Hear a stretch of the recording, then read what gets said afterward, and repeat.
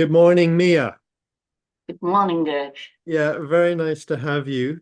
And I'm really looking forward to talking to you. Um, I have in mind some of the things we might talk about, but we'll see where the conversation takes us. Mhm. And the first thing that I'd be curious about is just how you got into focusing or Gendlin's work or whatever the doorway was for you. Okay. It started already very early in my training as a psychotherapist at the University of Leuven. We already read his papers on creation of meaning and all this stuff that he published in the late 60s. Hmm. So, and I was at the university in this time from 1996 until 1975. I had my training as a psychologist and psychotherapist, and we had a lot of reading material from Gendlin. And I was already fascinated at the time by that. But the really breakthrough came when Gendlin was at the University of Leuven as a guest professor during Okay. 1 month. And then we had several workshops with him. Mm. And I was his client in one of his demonstration sessions. Mhm. And that was really such a turning point in my life because it was really the first time that I could experience how powerful it is when someone invites you to listen to your body. Mhm. And that was quite new in this academic environment. Yeah. And that was such a powerful experience for me. It was really a breakthrough in a long time of slightly depressive mode after Mhm. some problems with the birth of my child. And this experience with Gendlin, I experienced him as really a midwife Mm. of a very bodily felt experience that opened up Mhm. um, a whole story of what my body still remembered of this quite traumatic event.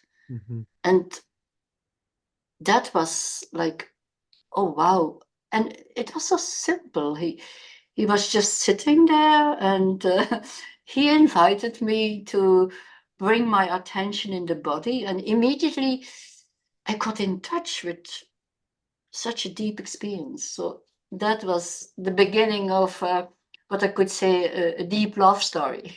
Yeah. So for some reason, I think this is unusual, but for some reason, his writing was already included on the course. So you Yes, had, yeah, you had a an introduction to him kind of conceptually. yes, And then he came and you had this opportunity to experience with him. yes. And it was that personal experience that made you really feel that this was something important for you. Yes, and also what was quite new was his way of being present. I was touched very much by the quality of his presence. There was such a natural connection in how he Mhm. was sitting there. He didn't say much, Mhm. and nevertheless, he was very pure in his attention, and that was such a powerful experience for me. That's so interesting that just the attention or the presence without doing anything can be so impactful. Yes, yes. How do you understand that? I'm curious. Uh, I understand it as the most powerful impact that making a connection with someone else Yeah. from this heartfelt level Hmm. um, is such a powerful tool. And when I say tool, it's too poor to express the importance. It brings in this subtle, energetic difference in the interaction. We are always sensitive to it, but we often don't notice it, or we are not aware of how powerful the impact is of the quality of the interaction. And the quality of the interaction works in different ways. It can work in a way that you get frozen and stuck, and that you can't develop anything new.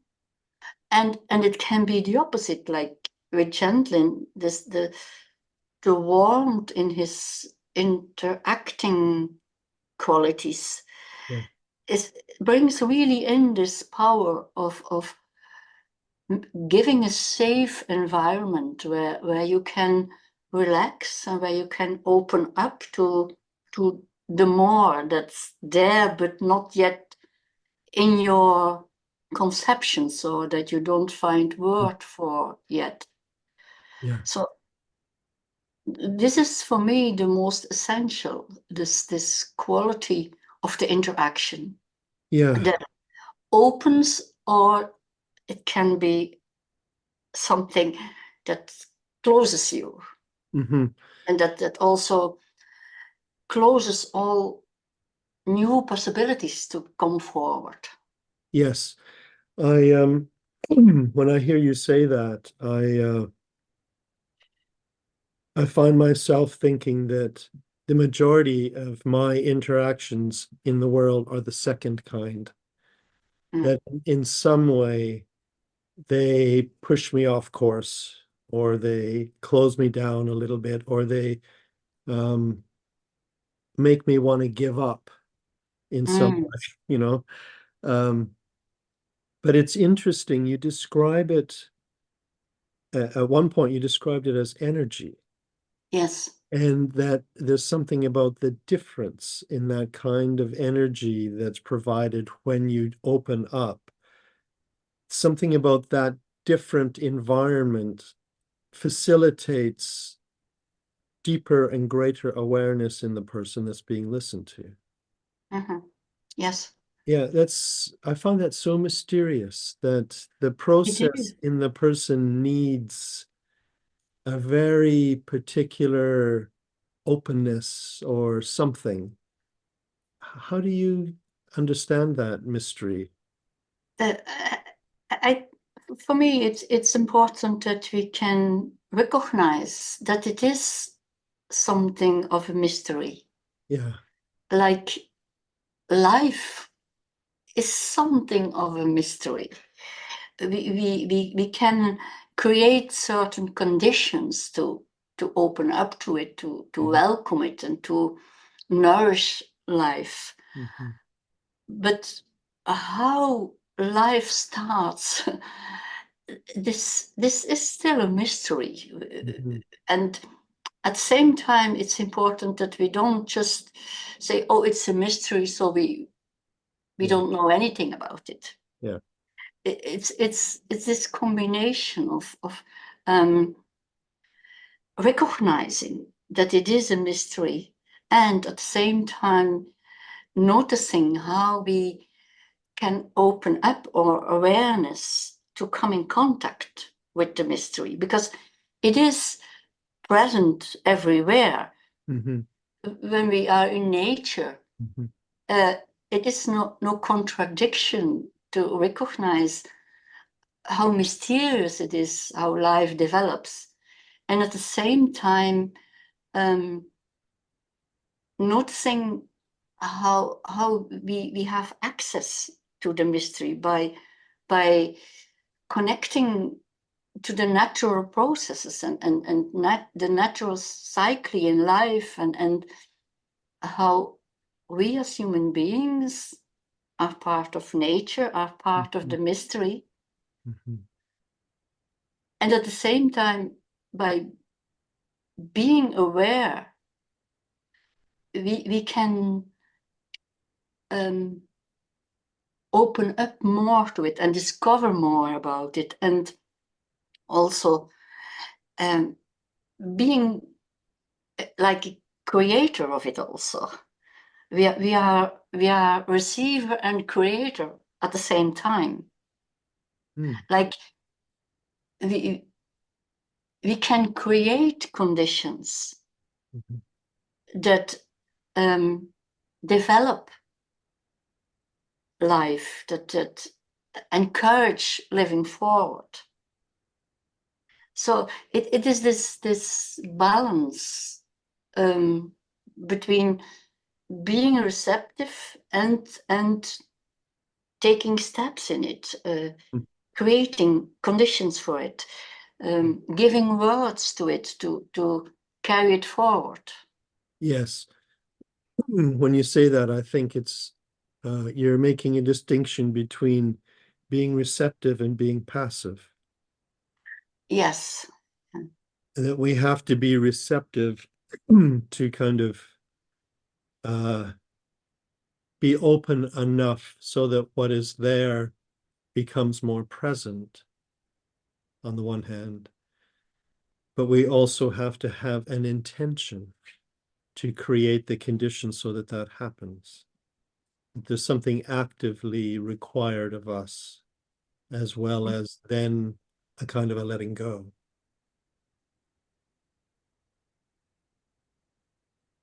I found it very helpful to look to processes in nature, and also the growing processes in plants and animals, because they reflect how we as human beings have also this visceral knowledge that living forward develops from inside in interaction with the environment. And it develops in interaction with the environment without that you have to know how to develop. That's what we think of how plants grow and animals have this visceral knowledge. But a human being has more than just this visceral knowledge. As soon as the cortex develops, we also have this capacity to reflect on what's going on. Yeah. And that's an opportunity, but that can also be a way of closing down, or a way of thinking that you can have power over it. And as soon as this reflection capacity develops, it becomes an opportunity to create, because you can you have more power on how you can direct a little bit more the life energy, or you can make choices and how you will relate to it. And for me, the art of living is about knowing the in the situation what's the difference between how you can encourage living forward, but also being aware that by closing it into structure bound things, life gets less, and you are blocking living forward. So this is the human capacity that we can use in different ways, for better and for worse. When you use the term the art of living, I'm thinking that you're talking about this as more maybe than just a therapeutic intervention, to use that horrible word. You're thinking of this as a way of living more deeply or more openly or something. Is that right? It's of course, it is a way of living. Yes, yes, it is a way of living. But by becoming a psychotherapist, I also developed my capacities to refine the use of words, to discover more about the power of how you use words, because you can use words in a way that you just block something, or you can use words as an invitation to open up to the more. And that's not only an art, it's also a discipline of developing this knowledge about how you can transform an interaction into a healing interaction or into a therapeutic interaction. So it's more than art when you practice psychotherapy. There is this knowledge also about how people develop shadow sides and how you can address this dark parts in human beings, and of course this whole way of living is you bring it into the psychotherapeutic session also. But being a psychotherapist is also a professional activity with a lot of knowledge and training in it. Yeah, I'd like to say that back to you because especially because you've used a word that I really like that replaces some words that I don't like so much. If I understand you, you're saying that working as a therapist, it has a kind of a balance. It sounded like you were saying that the therapist needs to be aware of their own being and sort of needs to be focusing themselves in a way to kind of sense the interaction that's happening with the client on the one hand. And that's something like what we could do in everyday life as well. But on the other hand, the therapist also needs to have, you're saying knowledge, training, but you use this word discipline, which I really like because often the word is skills or techniques, and I don't like those words, but that word discipline captures it because it's a thoughtfulness or something in your way of interacting. I'd love to hear more about, because I know we haven't even touched on this. I know that you have years of being a professor and training people and writing academic articles and stuff. So I'd love to hear a little bit more about how you developed FOT or bringing focusing into therapy, how you see it sort of integrating into therapy, or anything about that you'd like to share. I'd be very curious about. I was in some way very lucky that I started as a person-centered therapist. I was trained in the Rogerian approach, and with a lot of emphasis on the basic attitudes like empathy, unconditional positive regard, authenticity. And in some way, this was very helpful for me that I didn't go into much theory right from the beginning, but that I had this training in how do you communicate your empathic attitude? What does it mean becoming more congruent?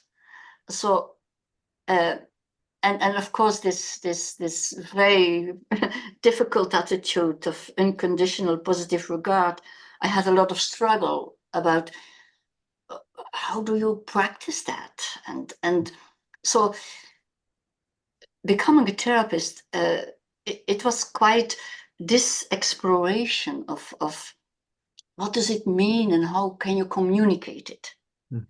So and this goes hand in hand, because by communicating about how you practice it's also a way of deepening your understanding and reflecting on what's the impact when I say this or when I use another word.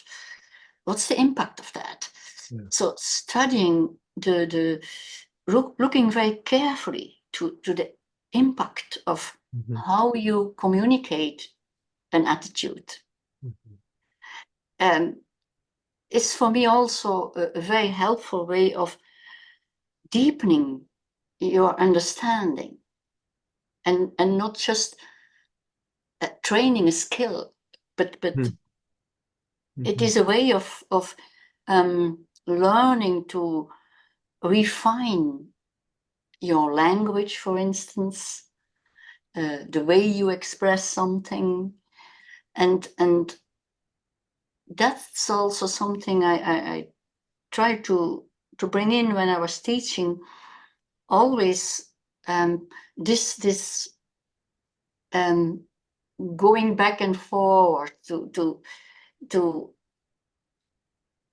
taking some pause, reflecting on what are you doing, what's the impact of it on the other person, and listening very carefully to all these small signals that you got, also the non-verbal signals. Right from the beginning, in the trainings, I try to invite my students to look and to sense what's the body communicating. and if you see that your client is like puzzling, take a pause and ask your client, take your time, how does this resonate with you? And so it's continuous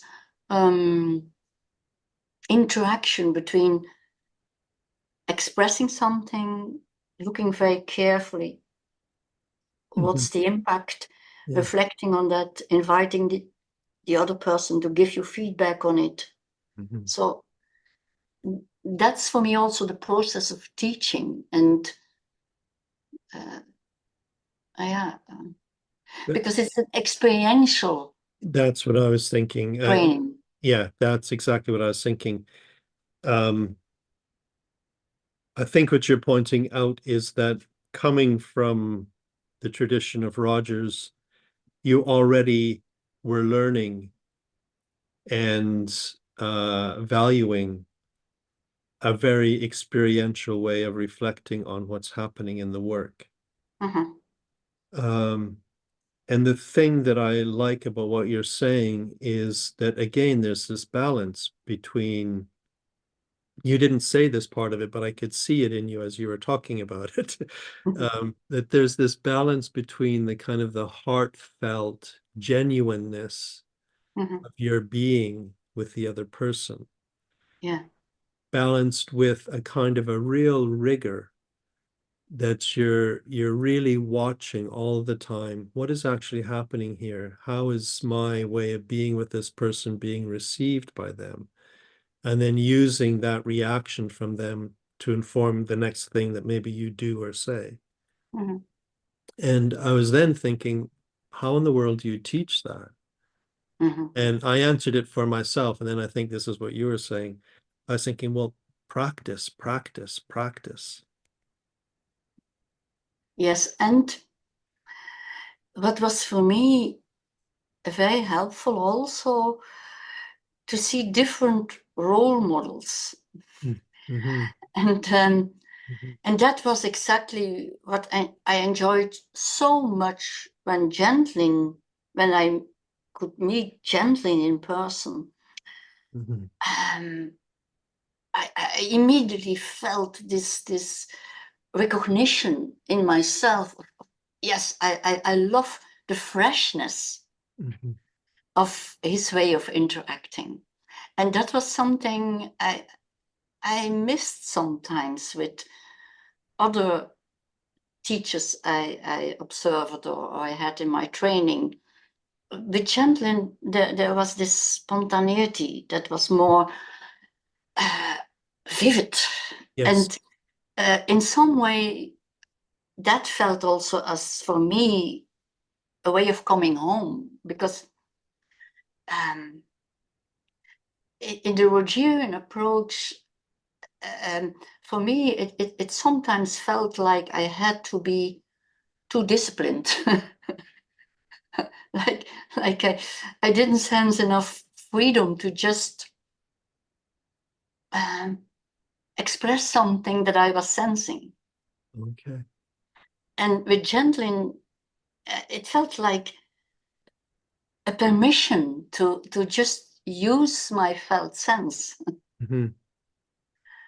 That was different from the Rogerian tradition, where, as the name expresses it, client-centered. Mhm.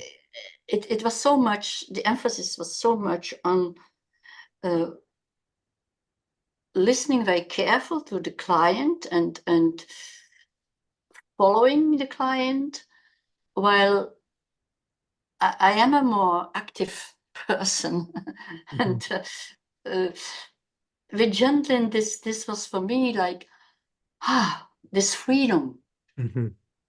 I felt really this permission of freedom, Yes. because that was what I loved so much also in his teaching, that I've never experienced his teaching as that he was presenting a theory or a practice as how we should do it. Mhm. I have always experienced his way of doing as an inspiration for me. Yes. Like he was shedding a light on what could be my part. Yeah, exactly. Yeah, I agree that there was a real watching him doing a demonstration with someone was encouraging rather than getting instructions. Mhm, Um, what you were saying a minute ago about the person-centered world, my training isn't person-centered. I kind of have been a little bit on the edge of that, mostly through focusing. mhm. Um, but I'm wondering if you were partly kind of pointing to what I understand as a bit of a kind of a tension maybe in the person-centered world and focusing about this question of being directive or non-directive. Yes, I know, I know. Can you say something about that? I don't fully Yeah, yeah, understand that. yeah. You might be aware that in Leuven we had the first international conference where we brought together Gendlin and the more traditional person-centered therapists. And there was a huge tension um, between different orientations. But I'm so grateful that in Leuven we never had that kind of tension. In Leuven we always integrated Mhm. the Rogerian, the experiential, the existential, the interactional approach. We had always this obvious combination of all these. But when we organized that international conference, um, it was very obvious that for some of these, let me say, more orthodox Mhm. Rogerians, it, it was quite like, you can't do that, being that directive. Mhm. But for me, it doesn't have to do anything with being directive or guiding. For me, it is about the sensitivity to where is the life Mhm. energy. Yes. And that's what Gentlin was doing. He wasn't directive, but Mhm. he was sensitive to where is the stuckness in the process, Mhm. and how can we take the living forward in that. And for me, that's not about guiding or being directive, but this is for me about choosing for the healthy part, or choosing for the living forward energy in it, and not staying in the stuckness and staying around where there is no life anymore. Yeah, yeah. And that is for me how the experiential approach opens up this some stuck pieces in where the Rogerians stayed at their same structure bound Yeah, ideas. yeah. And so and that's maybe a tension that you can see everywhere in the world, that some people stuck to what they know and the old paradigms, and they are very resistant to change or to new ideas. So this is not only a problem in the psychotherapy world. It's a general, universal problem. This tension between the old and the new. While for me, it's not. The old and the new are for me no opposites. I love it as seeing these as poles where the energy moves between different poles. So it's the same with sometimes it seems as if they make opposites of following and guiding, but for me that's not they are no opposites. For me they are two sides of the same process, where you move between these poles, that you sometimes bring in something new, and then you try how you can connect it with where the person already is, or what the person already knows about it. And so this is a much more dynamic process. Yeah, exactly. I can hear that there's the way that I would say it back. There's a couple of things I would say back in response. And I have to say, I'm already aware of time, that there's so much I would love to talk to you about. So we might have to see if we could do a part 2, but I'm just going to relax about that. What I would say back to you is, I think a part of what you're saying is this maybe almost accusation of being directive. It could actually be understood in a different way. And part of it is that in focusing, we're wanting to pay attention to everything that's happening.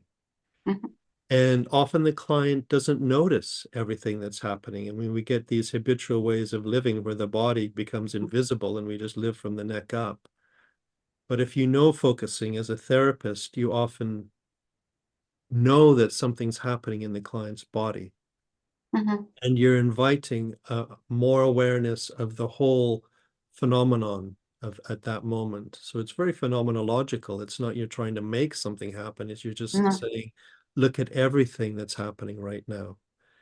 Not just what you usually look at, but everything. Yeah. So there's a more of an inclusive kind of awareness you're inviting for the client. Yeah. And it's really this choice of carrying forward, of bringing in the life again. That's what I wanted to ask about, because that's the second and thing. not staying with the fixed. Yeah, exactly. Yeah. And of course people have this need for safety, and sometimes they think that safety is structure. And of course in all the movements that are going on, there is a need for structure, and structure offers some clarity and some safety. Mm-hmm. But that doesn't mean that structure is like a fixed thing where life gets Mm-hmm. closed in and there is no more fresh air coming in. So for me, it's very much about not letting that happen, that life is no more going on, and Mm-hmm. that the structure takes it over, or some Yeah. fixed ideas. Yeah. So for me, it's more about a very deep trust in the mystery of life, that life has some wisdom in itself, a wisdom of carrying forward, a wisdom of how to develop, how to grow. And for me, it's very respectful to the organismic Mm-hmm. wisdom that we try to bring in that vitality. Let me say that back to you, because I think you said something really important there, a couple of things. But one thing I want to say back, which really captures something that I haven't put into words before, is just this assumption that safety means structure. Mm. And in fact, usually that means the assumption is that structure is something rigid and set and fixed that we can hold Yes. on to and that will never change. But I think you're also saying that there's also a safety in being able to trust the life forward direction. Mm. And that's a very different kind of grounding in one's own organism. It's one that has more movement and freshness, and it's almost more like a muscle that can stretch and grow. My question is, I'd love to have an example of kind of ways in which you would invite a life forward kind of space or energy from something that feels quite stuck for a client. Mhm. Um, what touches me very often is that also in the focusing theories, Mm-hmm. we develop kind of structures, and we give it a name. Like, for instance, we give it a name, the inner critic, Yeah. or the inner child, or um, and of course, it is important that we recognize some patterns that seem to come in and have an influence, that the process gets stuck always in the same way, and then we could say, oh, that's my inner critic. Mm-hmm. The risk here is that we also approach inner critic as a kind of reality that has power over us. Mm-hmm. While what I love to do is having this attitude of understanding the protecting energy that was necessary at some stages, Yeah. that you couldn't relate to what's overpowering you, or you couldn't relate to the difficulties that were overwhelming you. And the living forward at that time was that there came in some helpful way at that moment, and it was kind of energy that worked for you to protect you for something worse. Mm-hmm. So it's very important that you can recognize this way of relating of human beings that we need sometimes to call in a kind of protection or kind of defensive mechanism. Yeah.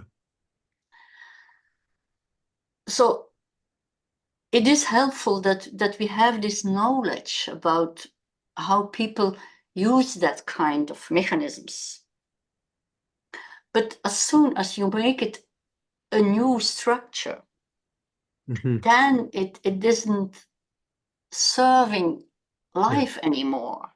Yeah.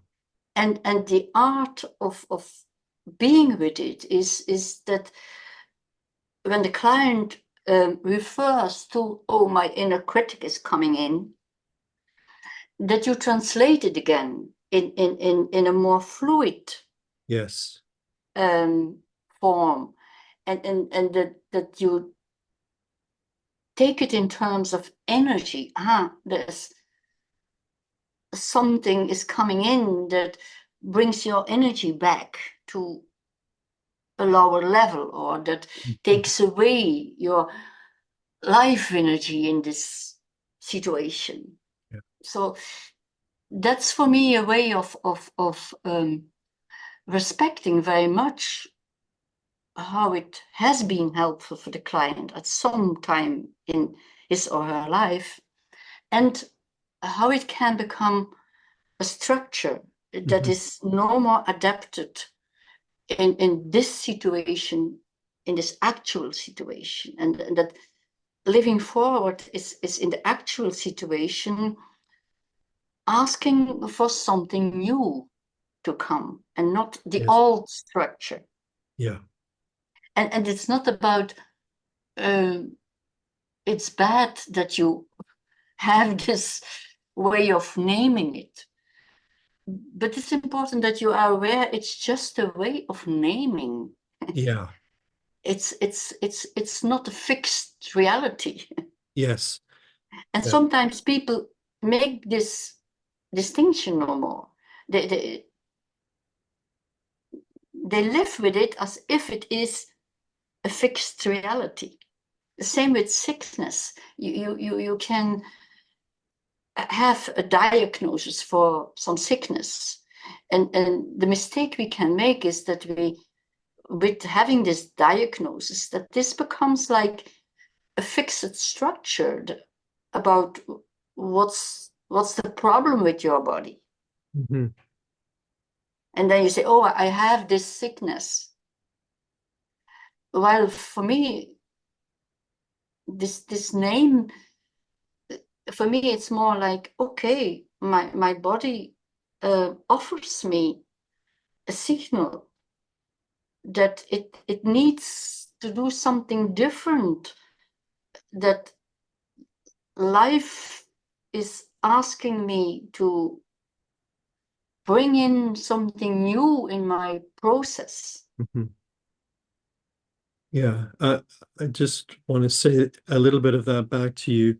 The first thing is, and we can do this in focusing like in any other approach, we can begin to sort of reify a shorthand name, and we can slip into thinking that's all it is. It's the inner critic, as though that kind of captures it and sums it up.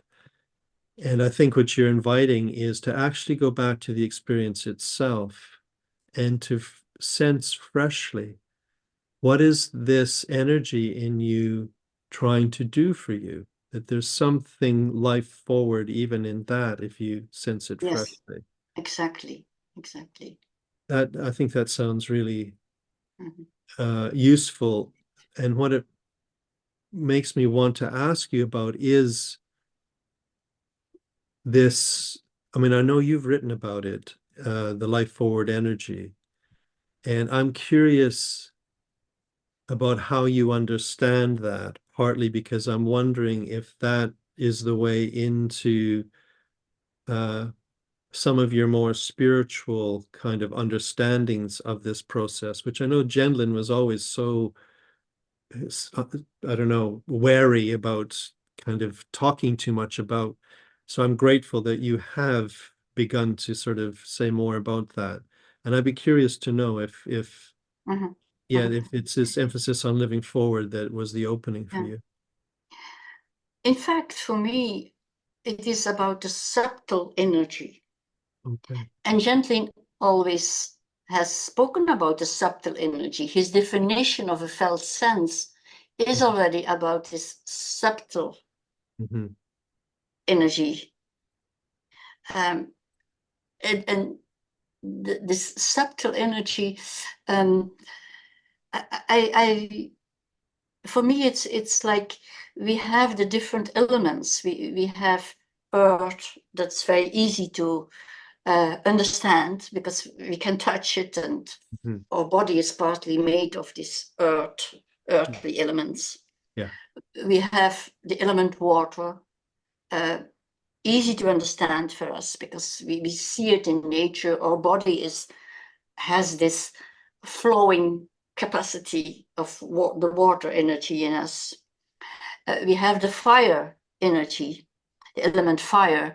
We see this as the element that transforms literally the wood into something that's going up. Yeah. So we have this very easy elements to understand, although understand easy. Let me say we can, because we can touch it and see it, and these are more in our sensory Mm-hmm. repertoire. We Yeah. think we know about it. They seem more That's familiar more to us. easy. Yeah. And then we have this air element, the oxygen that we, and these are the elements that for me, they teach me very much about life because they are all around. My body is made of it. And then we have the most subtle element that is out of reach of what we can see or touch, Mm-hmm. but we can experience it. The moment that we can experience it is the most clearly when a new life starts. Uh, we can't explain how does it begin, but we experience the moment that new life is there as soon as you can, in your perception, you have this earthly, bodily felt elements. But we are sensitive to the subtle element, the pure energetic, I Mm-hmm. call it. Mm-hmm. And it's always such a struggle. How do you name it? And we use different names for it. Maybe the best way I can understand is this is such a subtle element that we can only see in when it is taking shape in what we can see, like our body. Mm-hmm. So, but Gentlin has always spoken about having a felt sense is more than just the physical sensation. It's always about that you have this awareness about the more. And we can't explain how life starts. Science is developing more and more, and more scientific instruments are successful in finding more and more in the cosmos about how life develops. But still, there is the mystery. And here again, the names you use for it That's not the important thing. The problem arises when people take a name as this is it. Yeah. And there the confusion starts, because you might use a name that's different from the name that I use, and then we think, oh no, this is not the same. And that's also the problem with the word spiritual. It's just a word for what I would call this subtle energy. And a materialistic view on the world has much problems with it, because it can't recognize the subtle Yes. element as reality. Yeah.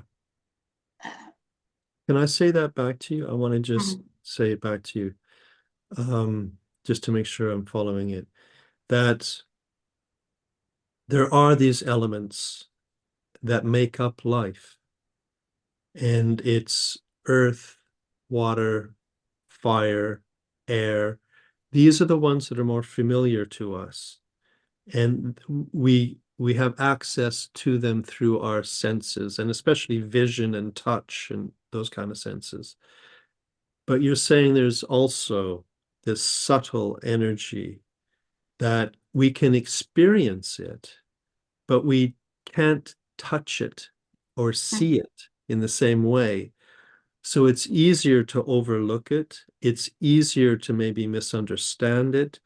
And then when we feel it and we get interested in it, our human response, like with, I think, most things, is we want to kind of pin it down and give it a name and try to make it into something more substantial.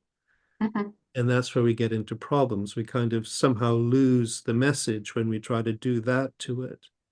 Yeah, yeah. Nevertheless, in the focusing attitude of the presence, that is the subtle energy. Yeah. And for me, it's not so important what name you use for it. For me, it's more important that the names we use for it can help us to develop that capacity. Yes. So if we speak of presence, or if we speak of love, or if we speak of compassion, or if we speak of hope, or if we speak of joy, the most important thing is that you can experience what's the impact when you experience joy, when you experience hope, when you experience the compassion of another person. And that's the subtle energy working. So let me ask about that. You're saying that, like, when we pay attention to a felt sense, we're bringing this kind of focusing attitude, this kind of presence to maybe a subtle feeling in the body. But you're saying that this subtle energy that you're talking about is actually in that kind of awareness that we bring to the body? Yeah. This subtle energy is necessary to relate to what we experience in the body. Yes, I agree. Yeah. And in response, this is where I'm wondering if you will accept this. In response, the felt sense becomes more than just a physically felt tension in the body, for example. It also becomes more subtle. The subtle sort of energy of the presence and the awareness we bring to the body evokes more subtle energy in the body itself. Is that right? Yeah, you could also use the metaphor of light. Light can only be perceived if there is darkness. and you can experience the subtle energy also as shedding some light on what's there. So, but you can't see light in itself. Yeah, I get that. Yeah. But you experience immediately when light is coming in something. Yes. And that's another metaphor to address this difficult to name reality. But it is a reality. Yes. And we need some words to address it. Otherwise, it's how can we develop it more in ourselves if we don't have words to name it? But the words are not that. The words are just stepping stones or bridges. If we remind ourselves that the words we're using are metaphors, they aren't explanations that pin it down. But I want to go back to the metaphor you used of light. The thing that I find fascinating is that shining a light, using that metaphor, on the felt sense, somehow that brings more life. That the body responds to that in a particular way. It's almost like the body says, that's what I've been waiting for. Now I become more alive. And it's curious to me that that's what's needed. It's that particular kind of quality of attention, that particular kind of subtle energy. Yeah. Do you have any understanding of why it's that brings more life? I think that's the huge existential question. What's the origin of life? Yeah, exactly. So, and this is also that there is for me this understanding of the mystery. It's very paradoxical to speak about understanding the mystery. Let's say for me, it's more finding some ways to approach the mystery. Yeah. And finding some little entrances that for me are helpful to enter that mysterious field. But it doesn't mean that I can't experience it. Yes. And I need some words, I need some very concrete, for instance, nature can also be my doorway to the mystery. And I need this very concrete expressions. Yeah. Be it words, be it objects, be it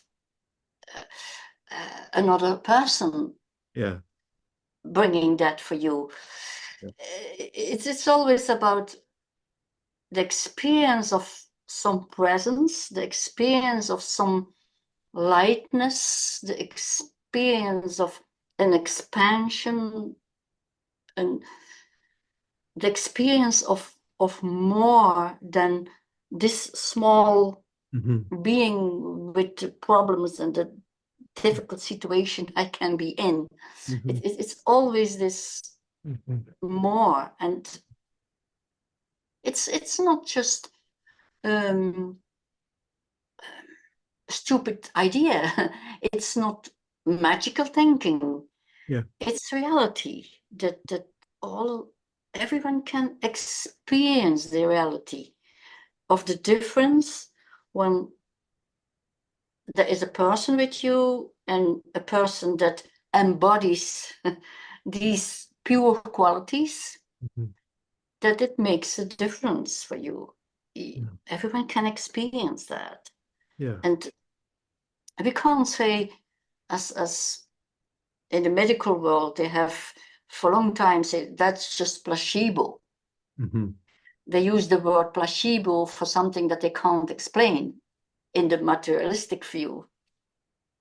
But it's not placebo. It is the real impact of that subtle energy.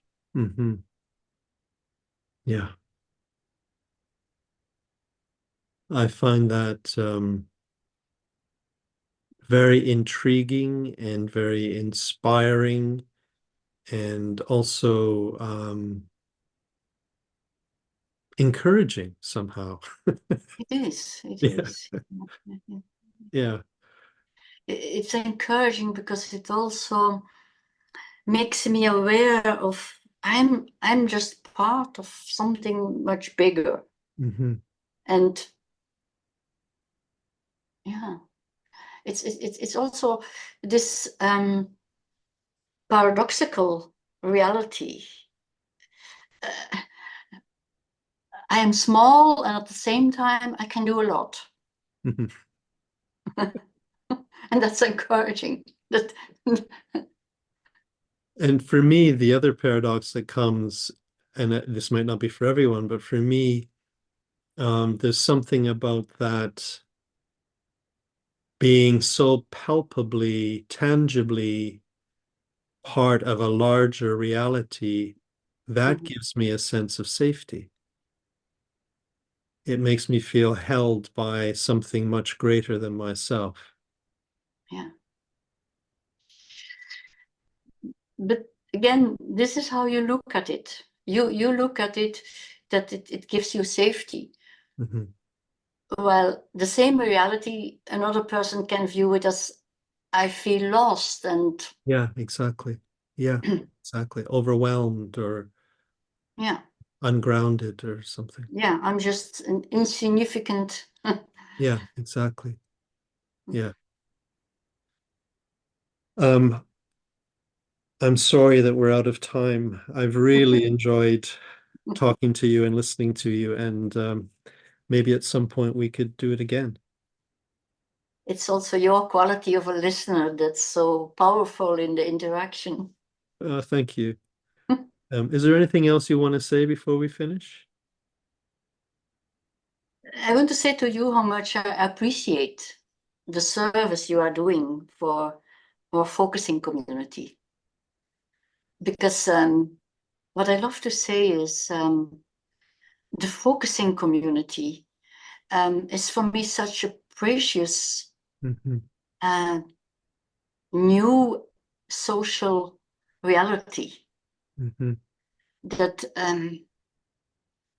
we are sharing something and we are encouraging and supporting each other Mm-hmm. in how can we bring this.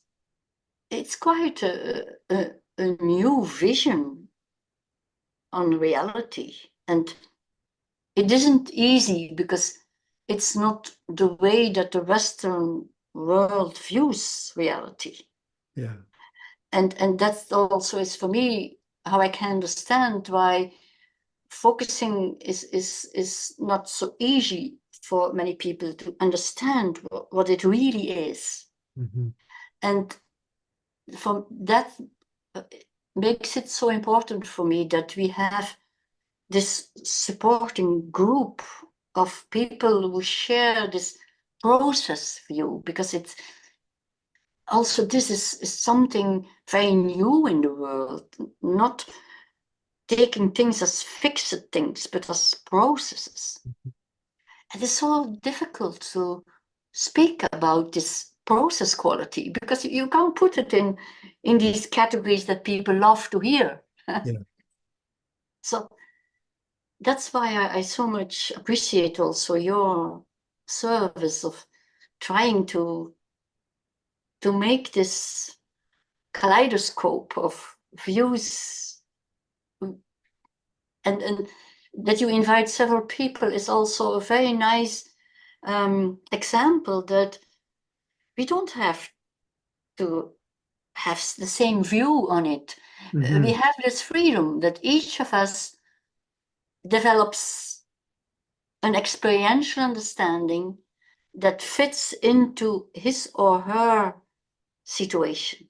And Yeah. we all live in different situations, and that's why it's so enriching that we can approach all these different situations with different views, and it's no contradiction. It's not Yeah.